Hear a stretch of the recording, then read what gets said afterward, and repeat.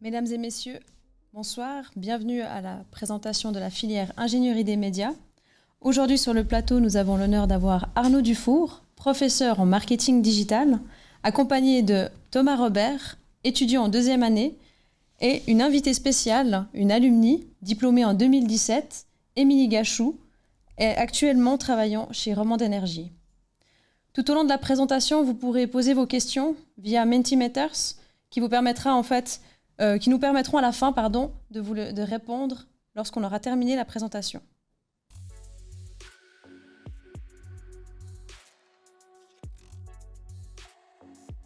Intéressé par une formation en ingénierie ou en économie d'entreprise, chaque année, c'est plus de 2000 étudiantes et étudiants qui suivent leurs études sur les 2 sites du campus Yverdenois de la HEIGVD. La HEIGVD offre des formations de type HES. De type quoi? De type HES. La HEIGVD fait partie de la Haute École spécialisée de Suisse occidentale, qu'on appelle HESSO. La HESSO est composée de 6 domaines différents. Les domaines architecture et ingénierie, ainsi qu'économie et services, y sont dispensés à Yverdon-les-Bains. Les formations en HES sont professionnalisantes et permettent ainsi aux diplômés d'entrer directement dans le monde du travail. C'est la spécificité des HES. Comment ça? En répondant à une double exigence, c'est-à-dire acquérir un savoir académique de niveau universitaire et des compétences pratiques pointues qui répondent aux besoins des entreprises sur le marché.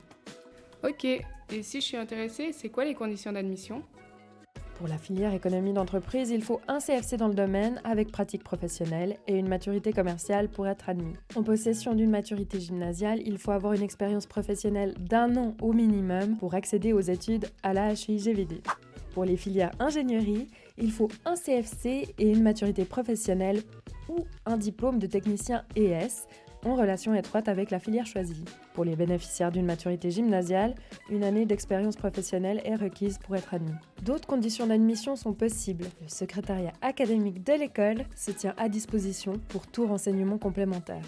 J'ai entendu parler des missions de la HEIGVD, mais c'est quoi en fait? La HEIGVD a, comme toutes les HES, 4 missions. La première mission, c'est la formation initiale Bachelor-Master, qui est en lien direct avec la deuxième mission, qui est la recherche appliquée et développement, qu'on appelle aussi RA&D. Les liens avec la RA&D permettent de garantir un enseignement de pointe, en phase avec le tissu économique et industriel. La troisième mission de la HEIGVD, c'est les relations nationales et internationales. Vous pourrez en bénéficier en partant un semestre ou faire votre travail de bachelor à l'étranger. Ou rencontrer des étudiants qui effectuent leur semestre à Yverdon. I love the HEIGVD. Merci beaucoup, HEIGVD. Muchas gracias, HEIGVD. Nos vemos pronto. La quatrième mission de la HEIGVD, c'est la formation continue. Les cours de formation continue conduisent à des titres post-gradués, donc s'acquièrent après l'obtention d'un bachelor et permettent aussi de suivre des formations ponctuelles répondant à des défis urgents de la société. Revenons à la formation initiale. C'est quoi les formations proposées à la HEIGVD? Une filière en économie d'entreprise et 8 filières en ingénierie sont proposées à la HEIGVD.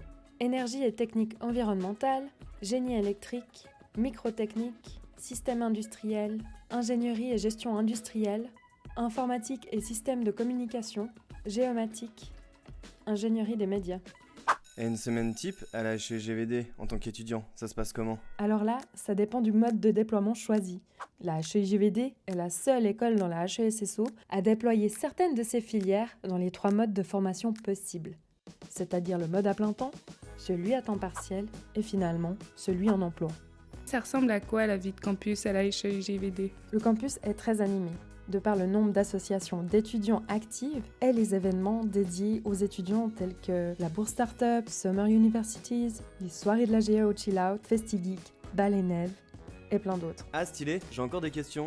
Je peux trouver où les informations? Rendez-vous sur la FAQ en ligne.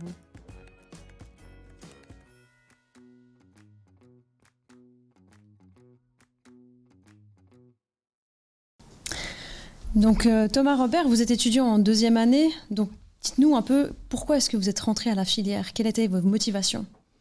Alors avant de rentrer à la HEIG, j'étais dans une agence de communication à Lausanne. J'y ai travaillé pendant à peu près 3 ans en tant que développeur web. C'était une agence qui était beaucoup basée sur l'UX et l'UI, qui est l'expérience utilisateur et le design d'interface.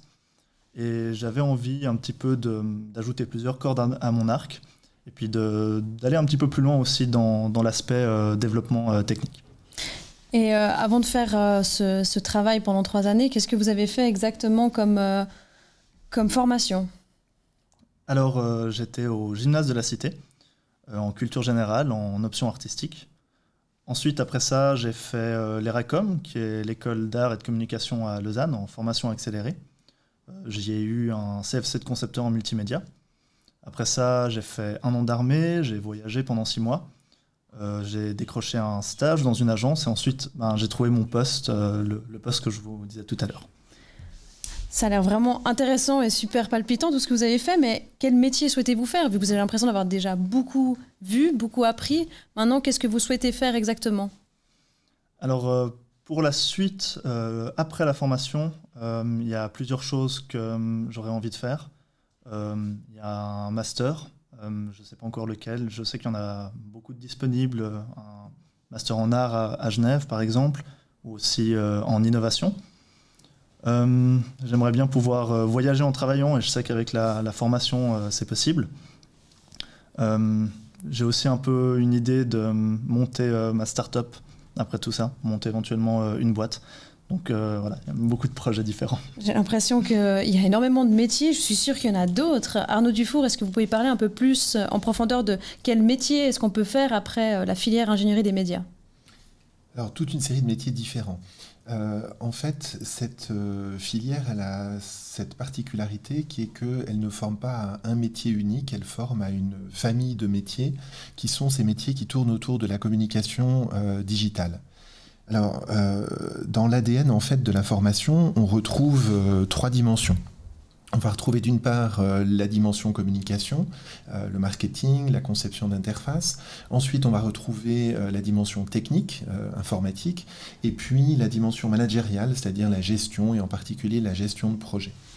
Alors, quand on s'intéresse au métier, comme vous le voyez sur le slide à l'instant, on va retrouver dans les métiers ces différents aspects. Donc on a d'abord des métiers qui concernent l'analyse des besoins, le conseil. Il va s'agir d'analyser en fait des problématiques d'entreprise et puis de conseiller les entreprises par rapport aux solutions digitales ou aux solutions de communication à mettre en place. Ensuite de ça, un deuxième groupe de métiers concerne les métiers de conception. Là, on va s'intéresser réellement à mettre en place, à définir des produits et des services, et c'est là qu'on va retrouver la conception UX, la conception d'interface et d'expérience utilisateur. La troisième catégorie de métiers, c'est vraiment les métiers de l'informatique. Alors ici, il s'agit d'informatique associée à la communication, notamment au web ou au développement d'applications mobiles, par exemple. Et donc on va trouver ici à la fois des métiers qui concernent le développement de ce qu'on appelle le front, donc l'interface utilisateur, et puis également le back, donc l'ossature en fait qui sous-tend les solutions digitales. Ensuite de ça, on a les métiers qui concernent vraiment à proprement parler la communication. Donc là, il va s'agir de métiers liés au web design, au web marketing, à la publicité digitale. C'est également le métier de community manager, donc tout ce qui concerne les réseaux sociaux et la gestion de l'interaction avec les clients sur les réseaux sociaux. C'est également des métiers un peu plus spécialisés peut-être sur le web analytics ou sur le référencement, qui sont autant de spécialités, je dirais, de la communication digitale. Et puis ensuite, si on rejoint l'aspect plutôt gestion, on va retrouver toute une série d'activités qui sont en lien avec la gestion opérationnelle en fait, des médias numériques. Là, on va trouver des gens qui s'occupent de marketing digital, mais cette fois-ci en tant que responsable marketing digital, des personnes qui peuvent gérer une activité de e-commerce ou des personnes qui vont être chefs de projet, chefs de produits, qui vont être responsables donc, d'un projet d'élaboration d'une solution digitale ou de la gestion de cette solution. Et puis comme vous le voyez, et Thomas l'a dit par rapport à ces différentes aspirations, on a la dimension entrepreneuriale qui est très importante dans notre filière. On a beaucoup d'anciens étudiants et étudiantes qui soit se mettent à leur compte, indépendants, pour faire du design, du développement, du conseil par exemple, mais également des gens qui vont rejoindre des startups ou qui vont fonder leur entreprise. Et c'est une dimension auquel on prépare en fait nos nos étudiants, nos étudiantes. On voit que de par ces métiers, il y a énormément de débouchés. Maintenant, quels sont un peu les prérequis, enfin les formations, on va dire, qui sont mieux, on va dire, pour rentrer dans la formation? Alors, on a une grande diversité en sortie, on l'a vu, avec des étudiants qui vont s'orienter dans différentes directions. Et je ne l'ai pas mentionné, mais ces étudiants travailleront aussi bien en agence que côté client. Ça, c'est un point qui est important. Ça donne des carrières qui ont des formes peut-être un petit peu différentes, mais qui sont toutes les deux très intéressantes. Alors en termes de prérequis, de filières d'apport, comme on dit, on a des jeunes qui viennent soit de filières de type maturité gymnasiale, soit de filières plutôt professionnelles. Donc des jeunes qui ont fait en général un CFC, et différents CFC sont possibles, des CFC plutôt artistiques, plutôt informatiques ou plutôt liés déjà au monde des médias et de la communication digitale. Celles et ceux qui ont fait un CFC feront une maturité professionnelle pour ensuite rejoindre la HEIGVD. Ensuite, on peut avoir des étudiants qui ont un parcours un petit peu différent, qui ont fait un diplôme de culture générale, et puis la fameuse MSCI qui existe maintenant depuis, je crois, 3 ans dans le canton de Vaud, qui est la maturité spécialisée en communication et information. Et puis, celles et ceux qui ont un diplôme d'école de commerce ou une maturité gymnasiale pourront faire 1 an de stage professionnel, idéalement dans le domaine, pour ensuite rejoindre la HEIGVD. Avec toute cette variété, est-ce que vous, Thomas Robert, est-ce que vous avez une anecdote de comment est-ce que vous avez vécu en fait cette variété? Vous venez du domaine technique, donc avez-vous un projet où vous avez été vraiment mis en œuvre avec ces différents aspects? Alors, moi, je pense tout de suite au Media Serious Game, qui est en fait le premier projet, si je me rappelle bien, de la première année. On se connaissait encore très peu. Et en fait, le corps enseignant, les professeurs ont demandé de justement nous mettre dans une de ces 3 catégories. Ils ont créé des équipes qui étaient très diversifiées. Donc, certains avec un background technique, de communication, de marketing, de design, etc. Et en fait, ils nous ont mis sur un projet de 2 semaines, 2 semaines qui étaient très intenses mais très formatrices, où on a dû monter tout un projet, on a dû vraiment créer des espèces de modèles d'affaires, faire des demandes de prêts, présenter des projets. Et en fait, les enseignants, ce qui était très intéressant, c'est qu'ils changeaient de casquette à mesure, ils changeaient de rôle, et du coup, on pouvait vraiment être mis face à plusieurs situations différentes, et chacun, en fait, avait la capacité de montrer ce qu'il savait faire. Ça, c'est un des projets. Est-ce que, Monsieur Dufour, est-ce que vous pouvez en parler un peu plus sur le programme en lui-même durant ces 3 années? Oui. Alors évidemment, le programme est très riche, donc c'est difficile de le résumer comme ça en quelques minutes, mais dans les grandes lignes, donc on a d'abord en entrée une petite période de 2 semaines qui a lieu en fin d'été et qui est une période qu'on appelle la période d'alignement des connaissances. Comme je l'ai dit auparavant, on a des étudiants qui rentrent dans la filière en venant d'horizons assez différents. Et donc, quelqu'un qui aurait fait, par exemple, un CFC dans le domaine artistique va peut-être avoir besoin d'un complément de formation en informatique et en gestion. À l'inverse, quelqu'un qui aurait, comme Thomas, une formation initiale en informatique aura plutôt besoin d'un complément en gestion et puis dans le domaine artistique. Donc le but de cette petite période d'alignement de compétences, c'est vraiment de mettre à niveau les étudiants pour qu'ils aient un socle commun pour démarrer. Ensuite de ça, on a donc une formation qui dure 3 ans, comme tous les bachelors en HES, et la première va être consacré essentiellement à poser les bases. Donc on va poser les fondamentaux dans chacune des disciplines, à savoir la communication, l'informatique, le management, et puis on parlera ensuite des compétences relationnelles.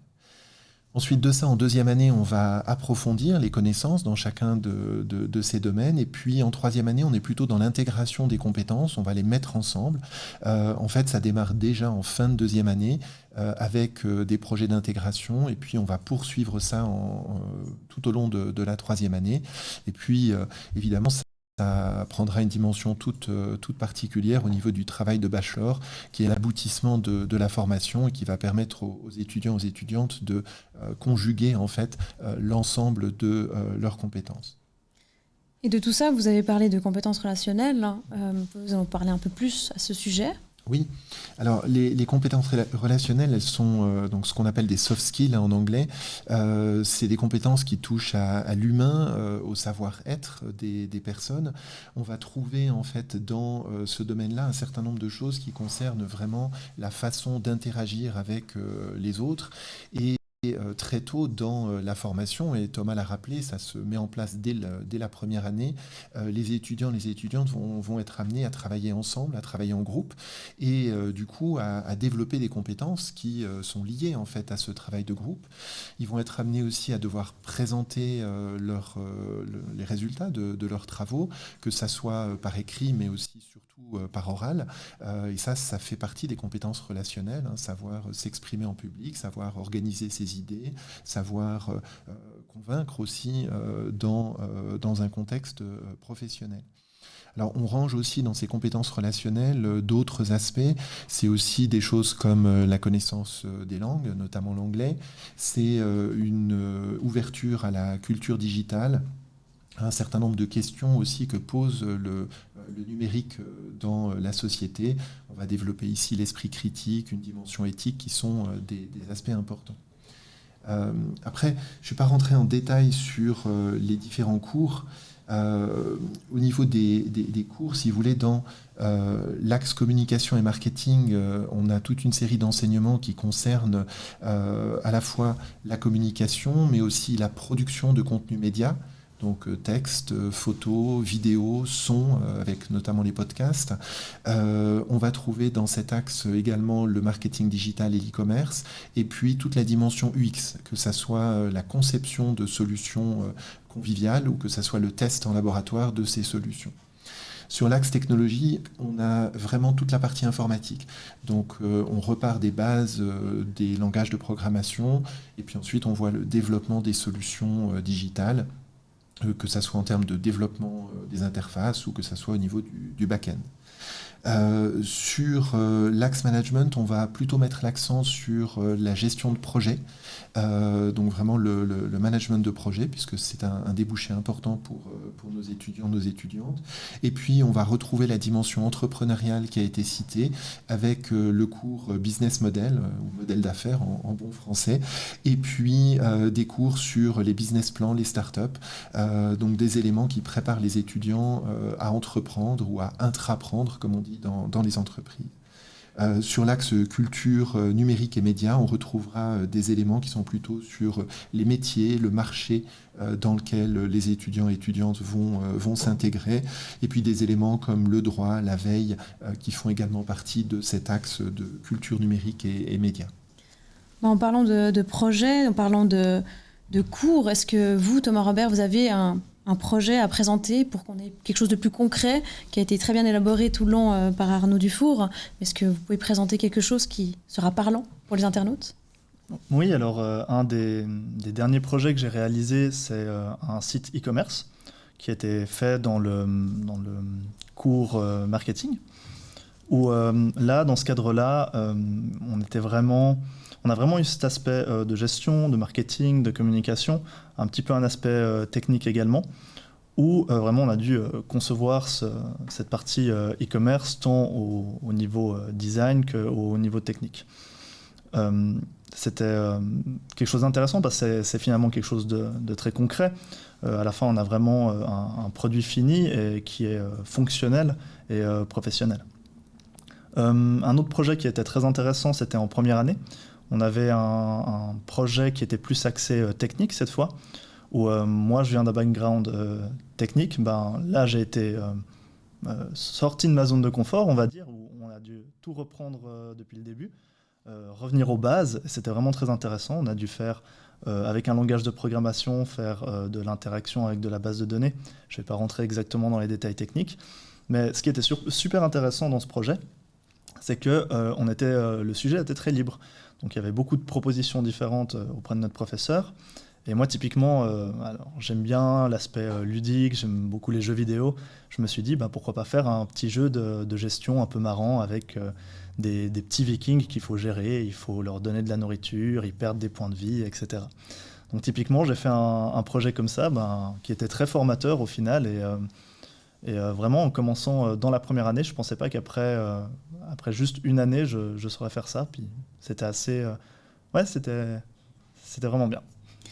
Donc en gros, sachant que les cours sont principalement axés sur le digital, donc ingénierie des médias, pour vous alors, on va dire Covid vous a un peu impacté par rapport aux cours, sachant que vous avez quand même dû vous adapter sur Teams, mais est-ce que ça a été vraiment difficile ou est-ce que vous avez un avis par rapport à cette situation ? Je pense que la perception des cours à distance, elle est très personnelle. Je peux difficilement me prononcer pour mes autres camarades, mais moi personnellement, je pense que c'est à double tranchant. Il y a une partie positive, c'est toute l'autonomie et la flexibilité. On n'a pas besoin de se déplacer jusque sur site, on suit les cours à distance. La plupart des cours sont enregistrés, donc si tout d'un coup on a un empêchement, on peut resuivre les cours. Si on a un problème aussi avec un certain cours, on peut le revoir plusieurs fois. Du coup, ça offre une grande autonomie et une grande flexibilité. Je pense aussi que la situation, elle tombe assez juste avec notre formation, parce qu'il y a un aspect de numérisation, il y a un aspect où on est forcé à être à distance, et c'est en plein cœur de notre formation, c'est un petit peu ça dans lequel on est aussi formé. Donc je pense que la situation fait que ça tombe assez juste. Par contre, il y a effectivement des aspects un peu plus négatifs, où ça demande beaucoup de discipline et de rigueur de travailler depuis chez soi. Typiquement, les travaux de groupe, c'est plus délicat, ça demande plus d'organisation pour faire des réunions avec les camarades. Et évidemment, la vie de campus est plus entravée. En parlant donc de vie de campus, on va peut-être parler aussi un peu des cours en présentiel, parce que le but, c'est pas que Covid soit là plusieurs années. Est-ce que vous arrivez à nous expliquer un peu peut-être une journée type ou alors une semaine type à l'HEIGVD, mais physiquement, en présentiel à Yverdon ? Oui, alors toute cette partie-là, je l'ai faite surtout en première année. Moi, ma première année s'est très bien passée au niveau de la vie de campus. J'avais une classe qui était très soudée et on était vraiment bien entre nous. Donc on faisait beaucoup d'événements de notre classe, on se voyait après les cours, on buvait des apéros, mais on a aussi, il y avait tout l'aspect AGE, l'Assemblée Générale des étudiants, qui crée aussi des événements. Typiquement, je crois que c'est eux qui gèrent le chill out, le bar étudiant, où là, c'est une occasion de pouvoir découvrir d'autres étudiants, d'autres filières. Donc ça ouvre déjà un peu plus les espaces et c'est très agréable pour ça. En termes d'événementiel, il y a aussi une organisation plus interne à Comem, donc comme je l'ai dit au niveau de la classe. Mais typiquement, nous, on a été pris en charge par les troisième années qui créaient des événements plus personnels, plus pour nous, où on avait des soirées jeux, des soirées ping-pong, des soirées films, des apéritifs ensemble. Et typiquement, ça nous permet de faire connaissance, mais au sein des différentes classes d'une même filière. Et ça, c'était très agréable. Avec nous, on a une invitée spéciale, Émilie Gachou, qui a été, elle, diplômée en 2017 et qui actuellement est pas présente sur le plateau, mais qui a donc été diplômée en 2017 et actuellement a terminé le master InnoKick pour enfin être product designer et business developer chez Romande Énergie. Donc nous reviendrons plus tard vers elle afin de poser des questions adéquates à ce sujet. En attendant, nous allons prendre vos questions qui sont donc, pour commencer, pour vous, Monsieur Robert. Donc, un internaute nous demande combien d'heures par semaine à peu près ça demande les cours, en fait. Je ne pense pas une précision d'heures précises serait intéressante, mais plutôt, est-ce que c'est un plein temps ? Est-ce que vous avez du temps à côté ? Alors, effectivement, c'est vrai que c'est assez délicat de donner un chiffre précis. C'est très variable. Déjà, je pense que c'est variable auprès des étudiants. Il y en a qui vont avoir beaucoup de facilité, d'autres peu. Et de nouveau, comme c'est une filière où il y a beaucoup de domaines différents, typiquement, par exemple, je serais très à l'aise sur tout ce qui est aspect technique, vu que ça fait partie de mon background. Mais tout ce qui est l'aspect de la gestion, par exemple, je vais devoir travailler un peu plus parce que j'ai moins de connaissances là-dedans. Dans tous les cas, je pense qu'il faut prendre en compte le fait qu'il y a des projets. Donc même si un élève vient et est vraiment très doué dans tous les domaines, il faut quand même prendre un peu de temps pour effectuer les projets, parce qu'il y a beaucoup de choses concrètes à produire. Ça dépend aussi de la période. Typiquement en période d'examen et avant examen, forcément ça sera des périodes plus intenses. Moi j'ai toujours réussi à trouver du temps pour moi, pour faire du sport, pour voir mes amis. Donc j'ai personnellement jamais été sous l'eau. Je pense que c'est une question d'organisation aussi personnelle. Donc là, on a une question qui se rapproche très bien, qui dit est-ce qu'on pourrait avoir facilement un emploi du temps, un emploi à côté, en fait, en tant qu'étudiant? Alors personnellement, j'ai la chance de bénéficier d'une bourse, donc j'ai pas besoin de travailler à côté. Je sais que plusieurs de mes camarades le font. Ils le font le samedi, par exemple, ou alors le soir après les cours. Je connais aussi 2-3 étudiants qui ont pu trouver des façons de financer leur étude à côté avec vraiment des travails, alors pas à temps plein évidemment, mais qui financent vraiment eux-mêmes leur étude et qui peuvent avoir une indépendance aussi. Donc je pense que c'est pas quelque chose de facile, mais c'est quelque chose de tout à fait faisable. Il y a une question qui est posée, est-ce qu'il y a des cours à option? Peut-être que vous, Arnaud Dufour, vous pouvez répondre à cette question. Alors, pour l'instant, pas beaucoup.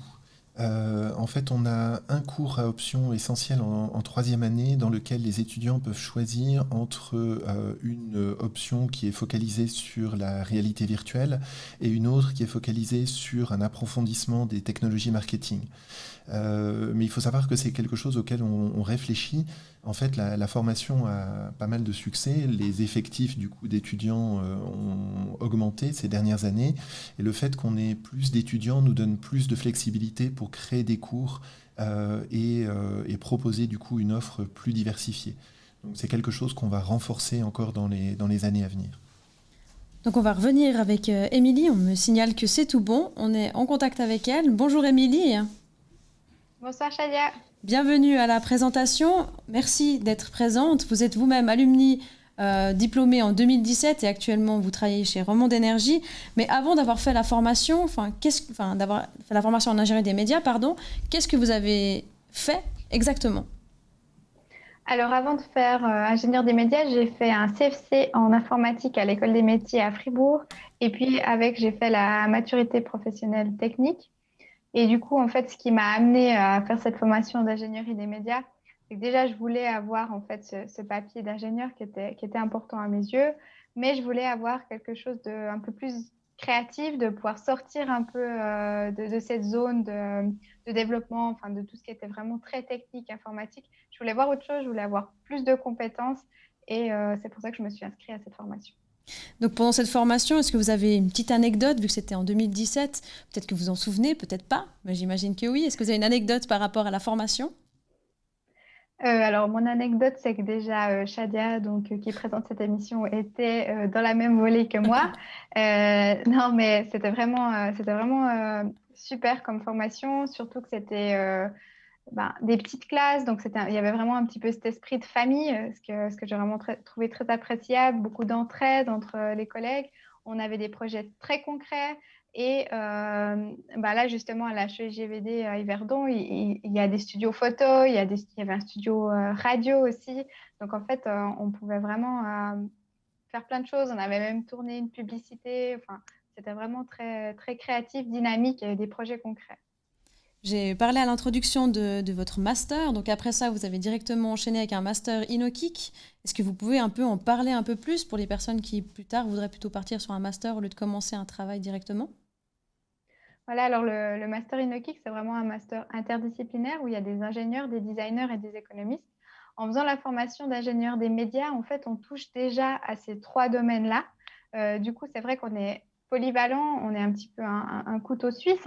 Et dans le master le master InnoKick, en fait, on développe des produits et services qui répondent à un besoin, qui répondent à un client, de manière innovante avec des processus, des méthodes innovantes comme le design thinking. Ce master vous a donné l'opportunité de travailler actuellement chez Romande Énergie. Est-ce que vous pouvez expliquer à quoi consiste exactement votre travail? Voilà, alors le master InnoKick, c'est un master en innovation et là, plus précisément, je travaille au laboratoire d'innovation de Romande Énergie. Donc, je suis vraiment, enfin, pile poil au bon endroit après avoir fait ce master. Et l'idée, c'est qu'en fait, là, je développe des nouveaux produits et services pour les clients de Rebond d'énergie, que ce soit des services digitaux ou que ce soit des produits plus concrets ou que ce soit des nouvelles offres, comme on pourrait avoir des nouvelles offres pour acheter une pompe à chaleur ou des choses comme ça. Donc, c'est vraiment des cas concrets, mais toujours très innovants en utilisant ces méthodes d'innovation qu'on peut apprendre autant en fait durant le bachelor d'ingénieur des médias. Donc, c'est durant un cours d'innovation en fait que ça m'a donné envie d'aller plus loin et de faire ce master en innovation. Et maintenant, finalement, c'est mon métier. Et si vous aviez un message à faire passer aux futurs étudiants, est-ce que quelque chose de motivant? Alors, bah, moi, je dirais de vous lancer parce que, ben, voilà, quand on finit un CFC ou une maturité, on ne se rend pas forcément compte à ce moment-là à quel point les diplômes de bachelor ou master sont importants. Donc moi, je peux que vous motiver à faire plus, surtout que, ben, voilà, à cet âge-là, on est jeune, on a encore le temps de développer ses compétences, d'ouvrir d'autres portes. Et je motive aussi toutes les filles qui nous regardent à se lancer dans une formation d'ingénieur parce qu'on n'est pas beaucoup et il faut, c'est vraiment valorisant et c'est gratifiant en fait de faire ces formations comme celle-ci. Et après, on peut vraiment avoir des postes qui sont géniaux et s'épanouir dans notre travail. Merci beaucoup, Émilie Gachot. D'ailleurs, en parlant de filles, Monsieur Dufour, est-ce que j'ai entendu dire que l'ingénierie des médias, c'était un quota super intéressant? Est-ce que vous avez Oui, des chiffres? on a la chance. Alors, on n'est pas tout à fait à parité, il faut quand même le reconnaître, mais on a à peu près 40% de jeunes femmes qui suivent la formation. Et donc, c'est un taux qui est nettement plus élevé que le taux qu'on a dans les autres filières d'ingénierie de l'école. Bon, toute l'école travaille, hein, bien sûr, à accueillir le plus de jeunes femmes dans les formations techniques. Mais je dois dire que la diversité peut-être des filières d'apport fait qu'on a ce taux d'environ 40% aujourd'hui, et s'il peut monter, on en sera ravis. On sait que les métiers du numérique sont très favorables en termes de débouchés pour les femmes, les métiers de la communication dans l'ensemble aussi. Donc je pense que c'est un point qui est tout à fait pertinent.